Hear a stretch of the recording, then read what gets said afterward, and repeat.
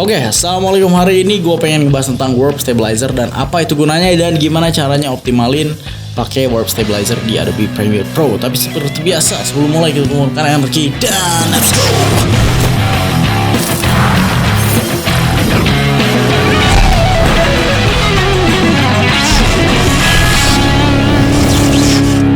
Nah, sekarang kita akan masuk ke Adobe Premiere Pro. Dan buat lo yang belum tahu, mungkin buat pemula nih ya, jangan langsung anggap semua orang udah jago ngedit gitu ya. Kita akan bahas juga buat pemula juga gimana tentang warp stabilizer gitu ya. Apa itu gunanya dan seperti apa kehebatan doi dan gimana nanti cara optimalin warp stabilizer. Karena nggak cuma drag and drop langsung bam jadi gitu ya. Nah, warp stabilizer ini sejarahnya dulu muncul di Adobe Premiere Pro CS6 ya. Kalau di After Effects itu CS 5,5. Jadi emang ini udah lama sebenarnya. Ini warp stabilizer, lu bisa klik di effects dan tulis warp stabilizer. Nah, gunanya dari warp stabilizer ini buat apa? Buat stabilin video lu yang geredek-geredek gitu ya, yang bergetar gitu ya.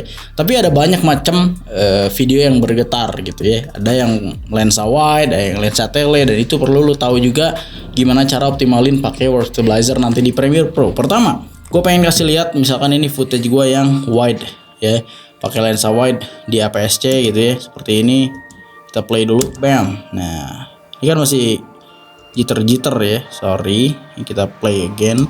Ngek ya kan, ada getaran karena dia handheld, pegang kameranya. So kita akan terapkan warp stabilizer seperti biasa, tulis di efek warp stabilizer dan drag ke sini, bam.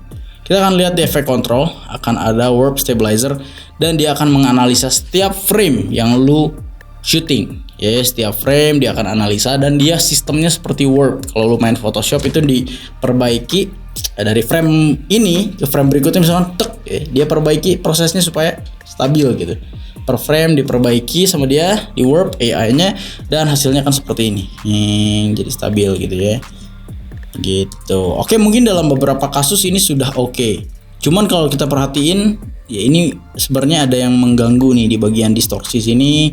Ada, ya begitulah. Kalau bisa dibilang oke. Kalau menurut lu udah oke, ya sudah gitu ya. Cuman lu bisa pergi ke bawah sini. Di sini ada smoothness juga, ada 50%. Defaultnya adalah 50%. Nah, kalau lu pengen dapetin lebih natural, lebih handheld tapi stabil, lu bisa turunin intensitasnya, persentasenya di 10-an lah atau 97 lah ya. Bam. Nah, jadi si kameranya pun masih kelihatan kayak dipegang, tapi stabil gitu ya. Lu bisa lihat. Itu kan. Beda dengan tadi sebelumnya, ini akan jitter banget, gedek-gedek banget, tapi pas di apply warp stabilizernya akan lebih smooth gitu. Bebas sekali lu mau pakai 50% boleh ya. Cuman ya resikonya adalah semakin ngezoom footage lu. Ini before, ini after pasti lebih ngezoom gitu. Ada beberapa case juga. Ini misalkan gua pakai lensa 35 mili, agak jitter-jitter juga ya. Karena di jalanan wajar naik motor gitu ya. Dan kita pakai warp stabilizer, bam. Jadi sebenarnya teorinya ada juga nih. Semakin lensa tele dan nggak ada objek mengganggu dekat lensa, itu lo bisa langsung drag warp stabilizernya tanpa harus ngatur smoothnessnya.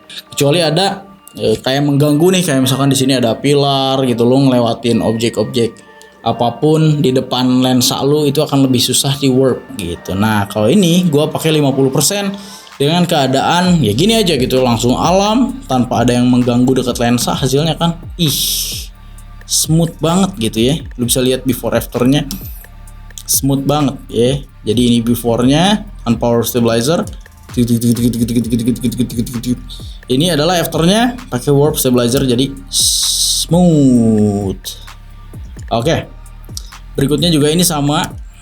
Ini juga jitter banget ya di jalanan. Kita pakai warp stabilizer, ini bakal langsung bagus karena nggak ada yang mengganggu gitu ya.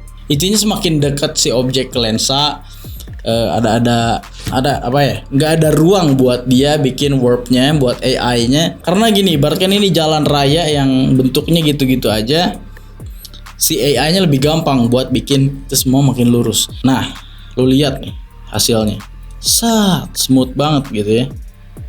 Oke, kalau kurang suka lu bisa mainin smoothnessnya.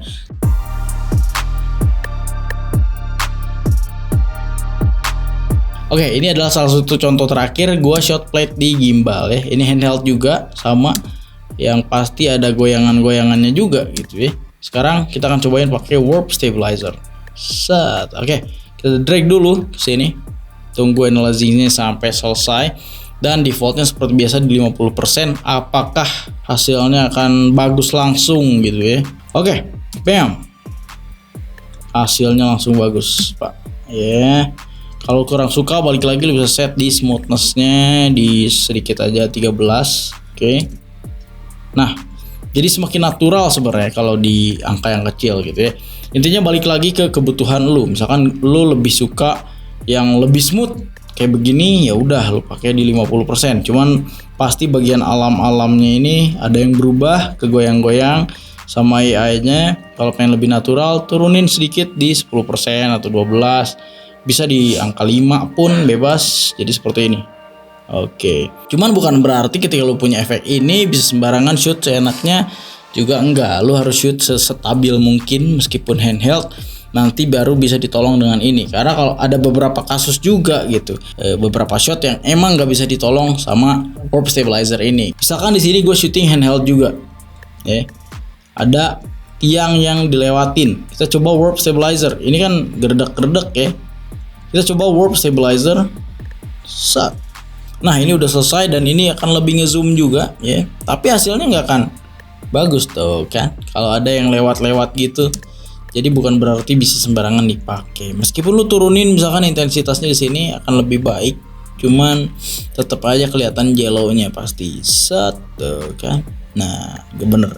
Jadi semakin mendekatnya subjek atau objek lensa untuk di warp stabilizer itu kurang enak. Jadi itu intinya warp stabilizer untuk bikin stabil video-video lu. Kalau misalnya lu gak punya gimbal, lu bisa tolong dengan efek ini yang sudah tersedia di Premiere Pro. Bahkan dari dulu ya, dari CC gitu ya. Di After Effects pun efek ini ada. Jadi lu bisa langsung drag. Emang kalau kebanyakan ya capek juga gitu ya. Jadi segitu aja penjelasan warp stabilizer kali ini. Semoga bermanfaat.